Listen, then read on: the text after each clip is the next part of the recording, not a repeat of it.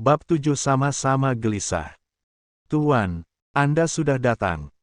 Kayla mematung di ambang pintu kamar mandi dengan jemari yang masih basah setelah membasuh muka. Di atas ranjang besar itu, Dominic sudah duduk bersandar dengan santai. Sebuah laptop menyala di pangkuannya.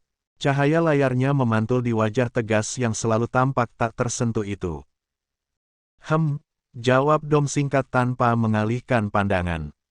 Sebenarnya, ada kedutan kecil di rahang Dominic saat mendengar sebutan Tuan. Rasanya seperti ia sedang menginap di hotel dan dilayani staf, bukan sedang berada di kamar bersama istrinya.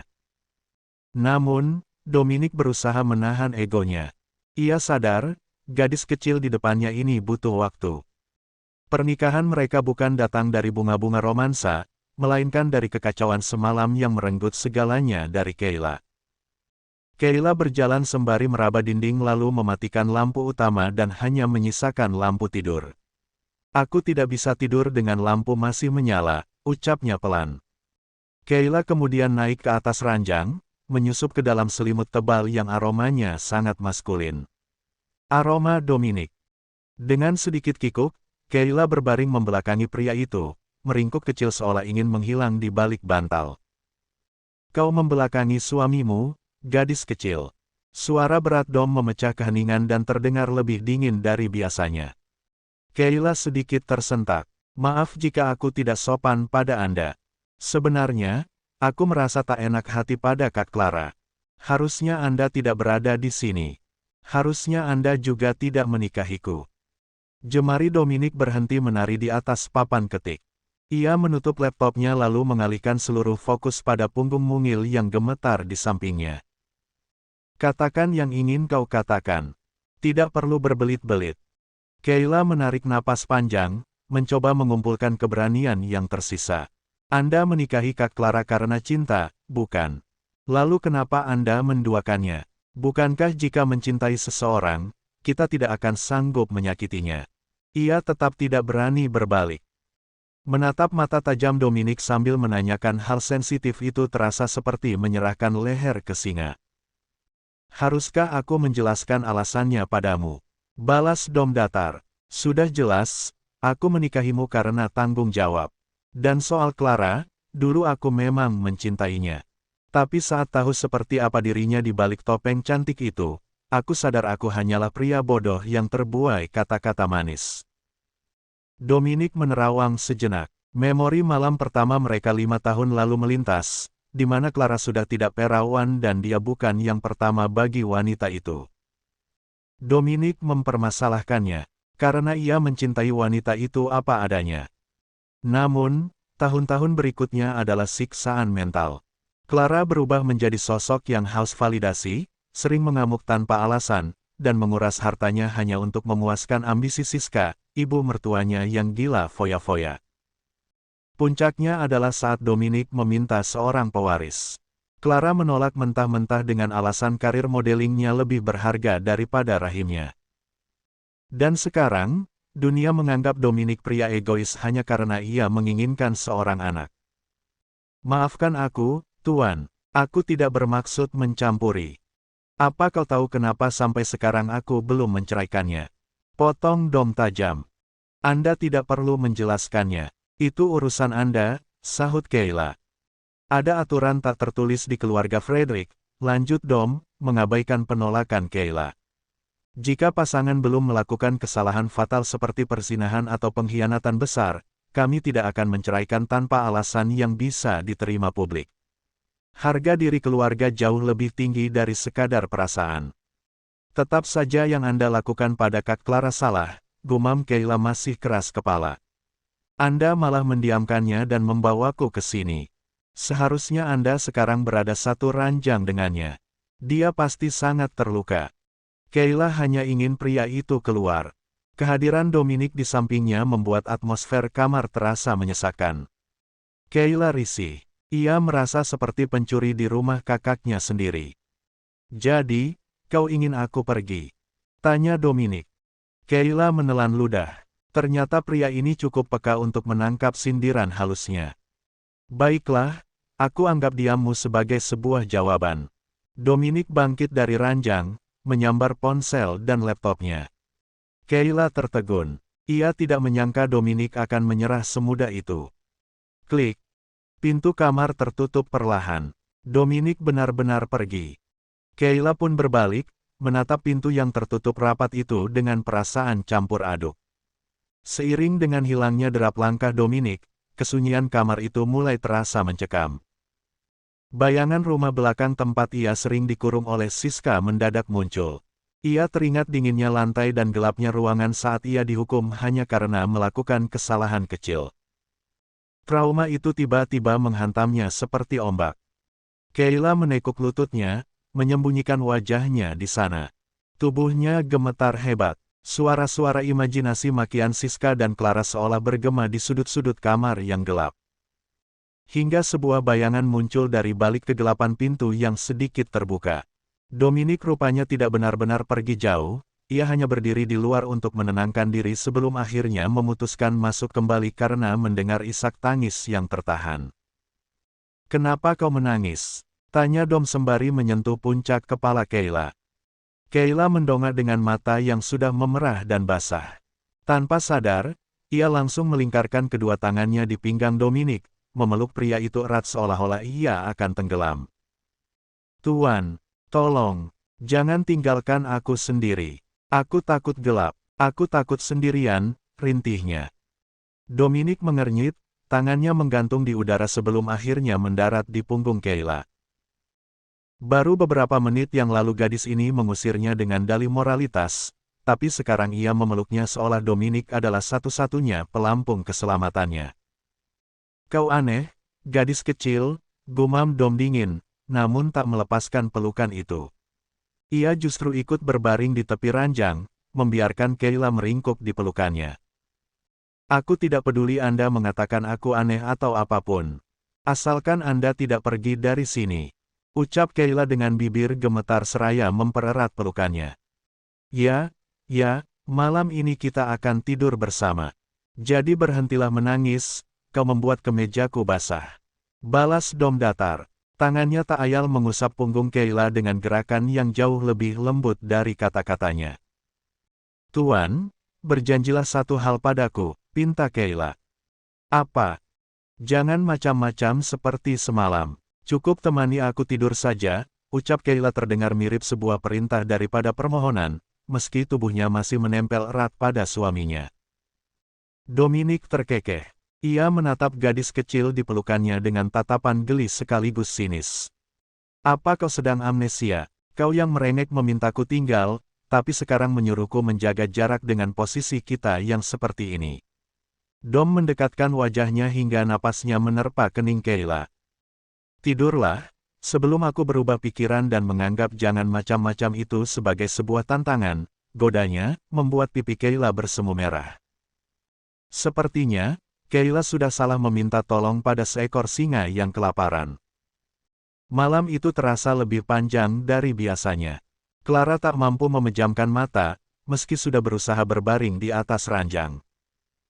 Pikirannya terus berputar, menelusuri satu bayangan yang sama, tentang apa yang mungkin sedang terjadi di balik pintu kamar. Di mana Kayla San Dominic berada? Biasanya, Clara tak mudah terusik. Apapun yang dilakukan Dominic di luar sana, ia selalu memilih untuk tidak peduli. Baginya, menjaga harga diri jauh lebih penting daripada meributkan sesuatu yang tak bisa ia kendalikan. Namun malam ini berbeda. Entah kenapa, setiap kali membayangkan Kayla berada di dekat Dominic, dadanya terasa sesak. Ada rasa yang menggerogoti, sesuatu yang membuatnya tak rela. "Haruskah aku mengetuk pintunya lalu masuk begitu saja?" gumam Clara pelan. Ia terdiam sesaat, lalu menggeleng cepat. "Ah, tidak, desisnya, menolak mentah-mentah pikirannya sendiri. "Harga diriku bisa hancur. Jalang itu bisa besar kepala dan mengira aku cemburu padanya." Clara bangkit dari tempat tidur dengan gerakan gelisah. Ia melangkah keluar kamar, berniat menenangkan diri. Langkahnya justru membawanya kembali ke tempat yang sama. Clara berdiri di depan pintu, menatap tanpa berkedip, seolah berharap bisa menembus apa yang ada di baliknya. Hening. Tak ada suara. Tapi justru itu yang membuat pikirannya semakin tak karuan. Clara menggigit bibirnya, lalu mulai berjalan mondar-mandir di depan pintu seperti seseorang yang sedang berperang dengan dirinya sendiri. Ark, aku harus bagaimana sekarang? Gerutunya frustasi, tangannya mengepal erat hingga buku-buku jarinya memutih. Andai saja ia memiliki kunci duplikat, semua ini tak akan serumit ini. Ia tak perlu berdiri di sini seperti orang bodoh, diliputi rasa penasaran yang menyiksa. Keputusan pun mulai terbentuk. Dengan napas tertahan, Clara berbalik. Ia berniat turun dan meminta kunci cadangan pada pelayan. Setidaknya, itu lebih masuk akal daripada terus berdiri di sini tanpa kepastian. Kakinya terhenti begitu ia sampai di ujung tangga. Sosok bocah kecil berdiri di sana. Clara langsung mengeraskan rahangnya. Dari semua orang yang bisa ia temui malam ini, kenapa harus bocah itu? Sial, Clara menghela napas panjang, mencoba menahan kesal yang tiba-tiba menguar. Bocah itu adalah satu-satunya orang yang selalu berhasil mengganggu rencananya. Mau apa bibi di depan pintu kamar paman? Tanya Zoe sembari mengucek mata dan memeluk boneka kelinci kesayangannya. Bukan urusanmu, bocah. Cepat kembali ke kamarmu dan tidur. Bentak Clara, wajahnya memerah menahan malu karena tertangkap basah sedang bertingkah seperti pencuri. Bibi kenapa malah telus? Nanti wajah bibi keliput dan cepat tua, mau. Paman Dom kan ndak suka sama nenek-nenek, ejek Zoe dengan sisa keberaniannya. Semenjak bertemu Kayla yang lembut, Zoe merasa punya energi tambahan untuk melawan istri pamannya yang sombong ini. Hei bocah, tahu apa kau soal perawatan wajahku? Suamiku kaya dan punya banyak uang, jadi aku tak perlu khawatir akan menua. Uang Dominic bisa membeli 10 wajah baru jika aku mau. Clara melangkah maju, lalu dengan kasar mendorong bahu Zoe hingga bocah itu jatuh terduduk di lantai. Au, sakit, bibi, teriak Zoe, matanya mulai berkaca-kaca menahan perih di pantatnya. Rasakan itu. Makanya jangan jadi anak nakal yang suka mencampuri urusan orang dewasa, ejek Clara tanpa rasa bersalah sedikitpun. Jika Zoe bukan keponakan kesayangan Dominic, Clara pasti sudah menyingkirkannya sejak dulu. Zoe berdiri perlahan lalu membersihkan roknya yang sedikit berantakan. Namun, bukannya menangis lari ke kamar neneknya, ia justru menyeringai kecil.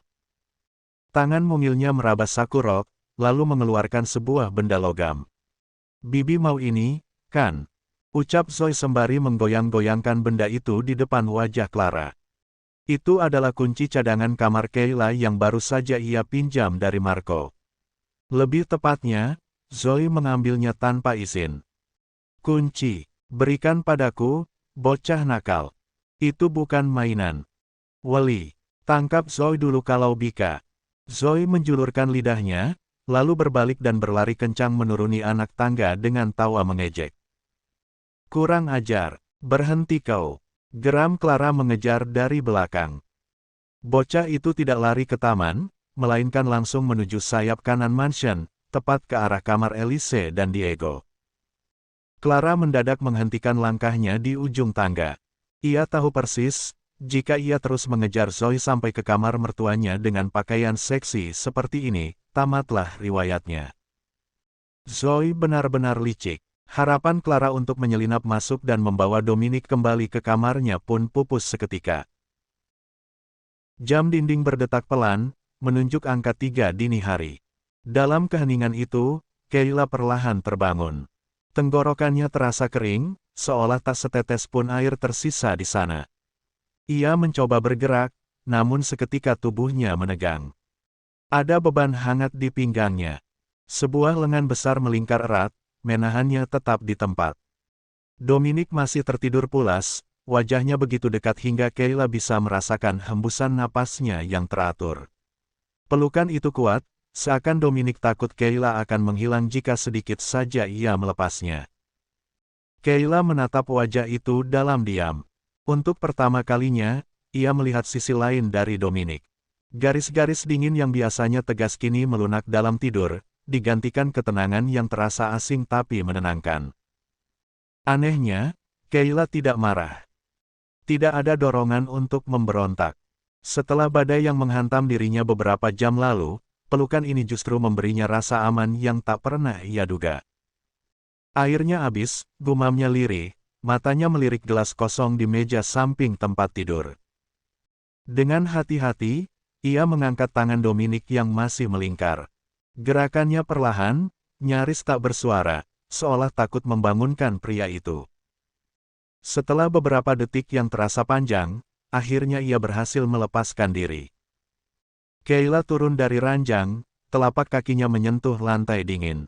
Tanpa banyak berpikir, ia berjalan menuju pintu dan membukanya. Lorong mansion itu cukup gelap.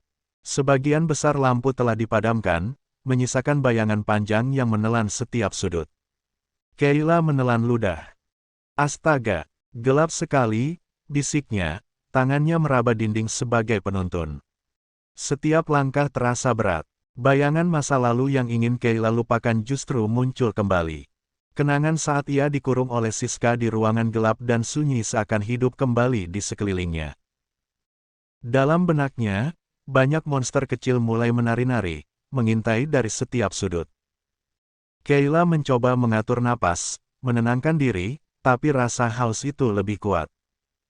Langkahnya terus berlanjut hingga Kayla tiba di tangga besar yang melingkar. Tangga itu menjulang, terlihat semakin mengerikan dalam gelap. Satu langkah, dua langkah. Telapak kakinya yang tanpa alas menginjak sesuatu yang licin. "Ah!" teriak Kayla dengan histeris saat tubuhnya kehilangan keseimbangan. Bersambung.